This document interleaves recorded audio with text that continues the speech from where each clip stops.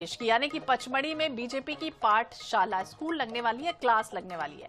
क्या क्लास, वो भी आपको बताते हैं। पचमढ़ी में 14 से लेकर 16 जून तक भारतीय जनता पार्टी का विशेष प्रशिक्षण शिविर होने जा रहा है। ये सांसद विधायकों को न सिर्फ पार्टी की विचारधारा, रीति नीति, शिष्टाचार सिखाएगा, बल्कि मोबाइल फोन को भी साइलेंट मोड पर रखने की शर्त लागू कर दी गई है।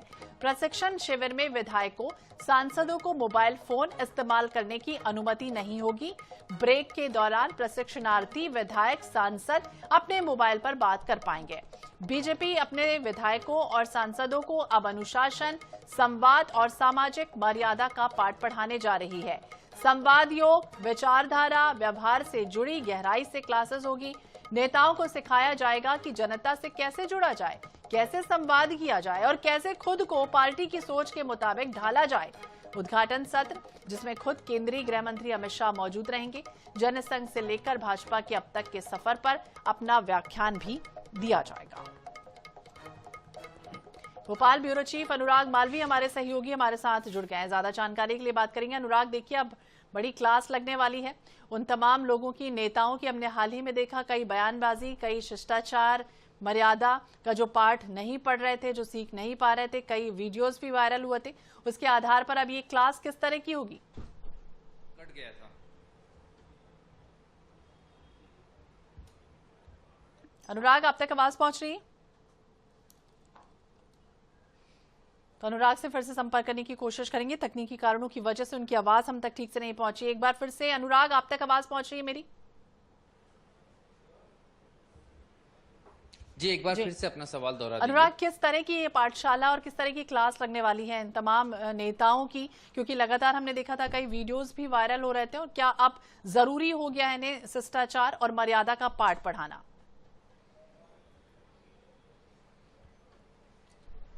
देखिए, बिल्कुल, शायद जिस तरीके से ये क्लास लग रही है, ये इस बात की बानगी भी है, क्योंकि अगर हम देखें कि 3 दिन की कार्यशाला है ये। अब तक के पचमढ़ी में कार्यशालाएं भारतीय जनता पार्टी की हुई हैं, ना तो कभी अचानक हुई और ना ही वो इतने लंबे 3 दिनों के लिए हुई। 9 सेशंस जिसमें होने वाले ऐसी हुई। इक्का दुक्का 1.5 दिनों में अधिकांश कार्यशालाएं समाप्त हुई हैं। इस दफा जो कार्यशाला हो रही है उसका स्तर भी कितना ऊंचा है, इस बात से समझा जा सकता है कि जिसका जो शुभारंभ है वो होगा अमित शाह के संबोधन के साथ में।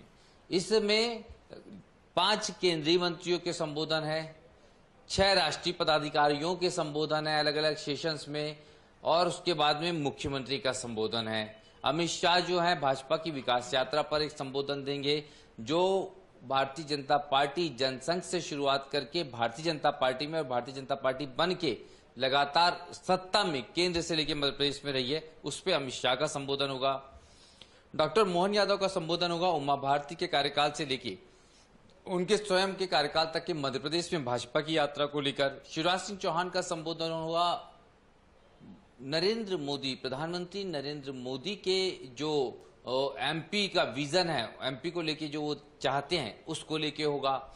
इसी तरह केंद्रीय मंत्री जो आ रहे हैं उनका होगा कि किस तरह का शिष्टाचार होना चाहिए जब आप मोबाइल पर बात करते हैं, किस तरह का व्यवहार होना चाहिए जब आप मंच पर भाषण देते हैं, किस तरह का व्यवहार होना चाहिए जब आप मीडिया से चर्चा करते हैं।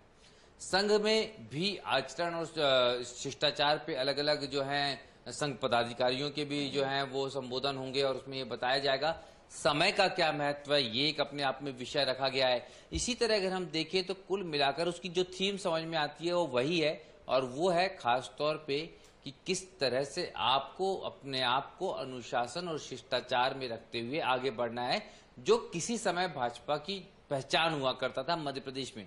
लेकिन मध्य प्रदेश के नेताओं के बयान आए, कभी विजय शाह का, कभी जगदीश देवड़ा का, कभी उदय प्रताप सिंह का, कभी अन्य नेताओं का, कभी नेता पितरों के कुछ कर्म ऐसे रहे कि उसके बाद मध्य प्रदेश की भाजपा अनुशासनहीनता के लिए ज्यादा जानने लगी।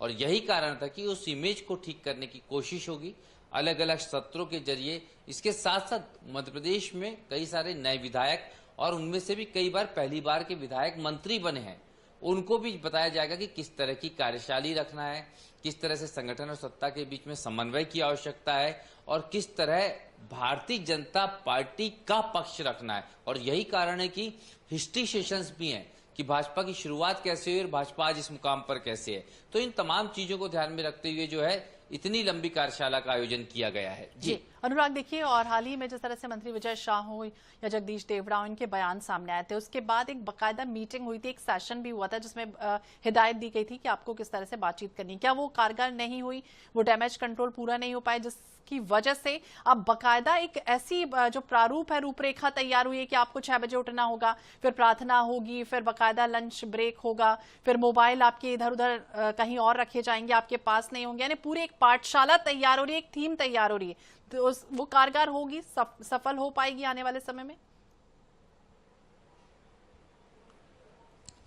देखिए, ये अगर आप देखेंगे तो ये भाजपा से ज्यादा संघ का पैटर्न है इस कार्यशाला में।